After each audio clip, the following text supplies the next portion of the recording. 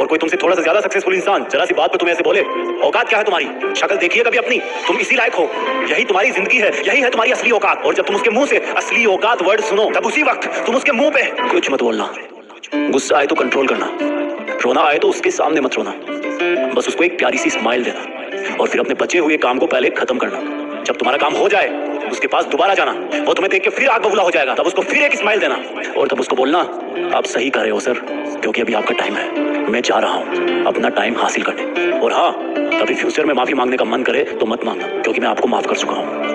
बोल के वहां से चल देना, कुछ देर के लिए अकेले हो जाना, रोने की तीव्र इच्छा हो तो अकेले में रो लेना। फिर एक डायरी निकालना, उसमें आज से 5 साल बाद की एक तारीख लिखना, फिर उसको कहीं सुरक्षित अलमारी में रख देना, क्योंकि वो तुम्हारी डेडलाइन है। और फिर तुम अपने आप पर एक तिलक लगाना कि अब मैं दिखाऊंगा कि मेरी औकात क्या है, मुझे किसी और से नहीं खुद से लड़ना है। आज से मेरी खुद की कठिनाइयों के विरुद्ध जंग चालू है। और एक दूसरा कागज निकालना, उसमें लिखना कि तुम्हें ऐसा दिन देखने को क्यों मिला, ऐसा क्या था जो ऊपर वाले ने उसको देके नीचे भेजा और जो तुझको नहीं दिया। तब तू पाएगा कि तू उससे किसी मायने में कम नहीं है, बल्कि अपनी औकात सुनकर तू उससे भी बेहतर हो गया है, क्योंकि वही गुब्बारा ऊपर उठता है जिसमें गर्म हवा भरी होती है। अब ये तेरे अंदर की आग तुझे ऊपर उठाएगी। अगर उसने तुमसे कभी पास में ये भी कहा कि मेरे पास 40 लाख की कार है, तो मन में सोचना कि मेरे पास 40 लाख की कार आना तो शायद मुश्किल है, लेकिन मेरे पास 40 करोड़ का पर्सनल प्लेन जरूर रहेगा। अगर उसने तुमसे कभी पास में ये भी कहा कि शक्ल देखी है अपनी, तो मन ही मन मुस्कुरा के बोलना कि अब मेरा चेहरा मेरा ब्रांड बनने वाला है। अगर वो बोले कि तुम लाइफ में कुछ नहीं कर सकते, तो मन ही मन दिलासा देना कि मैं कुछ करूं या ना करूं, तुम कभी आके मेरे से माफी जरूर मांगोगे। उसको कुछ बोलना नहीं, कुछ करना नहीं, खुद को ही बोलना है, खुद को ही करना है, क्योंकि अगर तुमने उसको उसी वक्त बोलकर जवाब दे दिया तो तुम्हारे अंदर की आग लीक हो जाएगी और तुम गिरना शुरू कर दोगे। इसलिए अपनी ज्वालामुखी को ऑन रखना कि अब दुनिया मेरी मेहनत देखेगी, क्योंकि अब मैं नहीं रुकूंगा। दुनिया मुझे पसंद करे या ना करे, वो मेरा नाम जरूर सुनेगी, क्योंकि मैं खुद अपने काम को पसंद करता हूं। अब दुनिया मेरी औकात देखेगी। मेरी जंग किसी इंसान से नहीं, मेरी जंग खुद से है, खुद के आलस से है, खुद के दिमाग से है, खुद के शरीर से है। जब मैं खुद से जीतूंगा तो बाहरी दुनिया अपने आप हार जाएगी। जब मैं जंग में कूदूंगा तो मेरी कठिनाइयां मैदान छोड़ के भाग जाएगी।